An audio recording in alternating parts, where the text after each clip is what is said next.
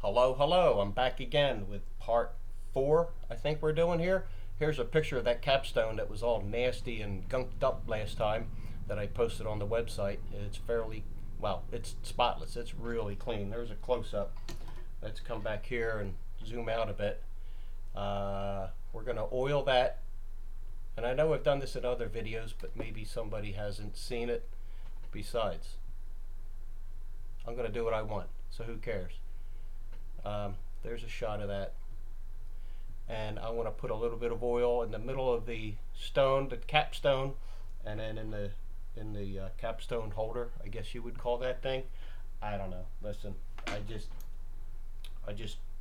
put stuff together. I don't know what this stuff's called half the time, so it really doesn't matter. People want to know what kind of oil I'm using. This is Mobius 941/2. Is this the right oil? I don't know, but it's what I use. So who cares? I come in with my left hand with tweezers, hold on to that stone, and put a little bit of oil on the cap, like so. That's not enough. Kind of smear it around. That should be good. And I like to put a little in that capstone holder as well. When those two parts meet up, they will adhere to each other and hold on, and we can install that into the movement. Of course, it won't let go. So Mobius 941/2, not cheap stuff, very expensive. So how we looking? Good. I'm going to take the holder, if I can get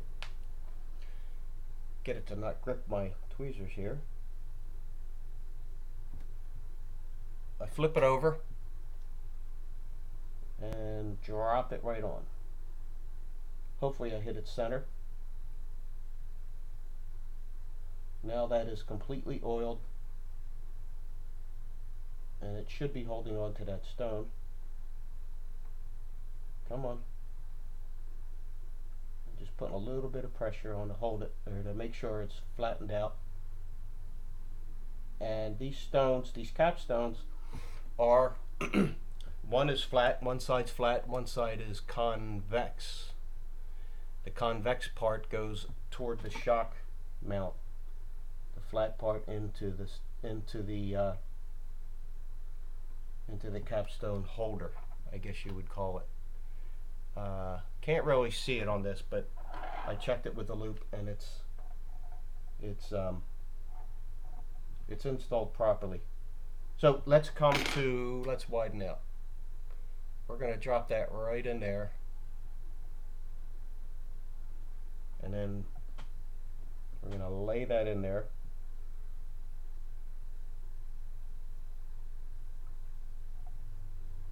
And I'm going to attempt to put the shock spring in there, which I haven't done in a while. So in case anybody's wondering, is the watchmaker lubricated? Well, not quite. However, he is having a blood orange Gose from Anderson Valley. A Gose is a German style sour beer. Not quite sour as vinegar, but it's got a little sourness to it. If anybody ever had a Gose, you'll understand. It's pretty yummy stuff. The blood orange it's got some sweetness, but not a whole lot. But it's nice and tangy. So let's not screw up. How's that? Let's see about putting that shock spring in there. I'm going to try to get a better angle on it. There's a pretty good shot. This is my first attempt in a couple of years. So who knows what's going to happen. I might totally F this up, which I wouldn't be surprised. I pick it up with a piece of Rodico. I lay it in there.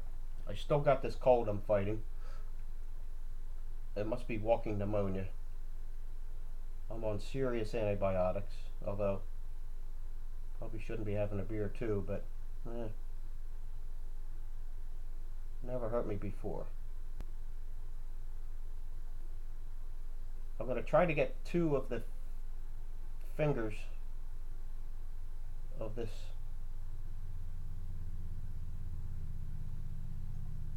shock spring in the groove.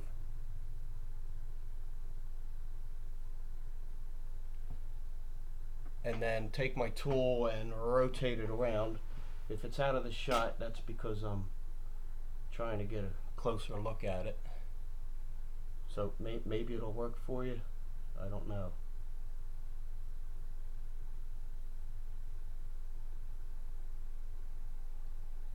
Come on. Ah, you horse's ass. See, that's what you get for not doing this for 2 years. You get to be a horse's ass. Let's try this.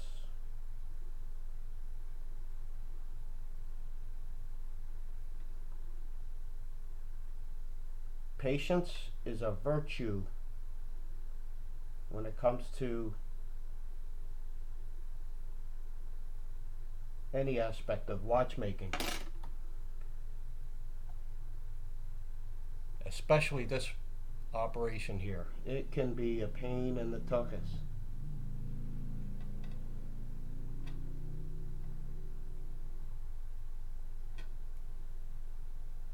I don't know if that came up in the shot, but I think it did. But it's installed, and I like to nudge it around and center it up. Everything's magnified when you got the shakes, I know. So there we go. That's one side of that balance jewel set ready to go. Looks pretty centered to me. Here's another question I got from somebody. What kind of watch is on my wrist? Well, I got news for you. It's not Russian. I actually have, here I'll get a shot of it, a diver made by Helson. This is a 43 millimeter Helson. It's a clunky stainless steel diver. I like divers. I have just a couple of them, not many, but this is these are pretty high quality with a Miyota movement in them. Keeps excellent time. The lume is outstanding. How's that? There's a better shot of it. Sapphire bezel, sapphire crystal as well. So that's what I'm on my wrist today. So I don't want to take too much time. We're going to do things a little bit at a time here. But here's our jewel installed, and our next video will continue to put things together. So stay tuned.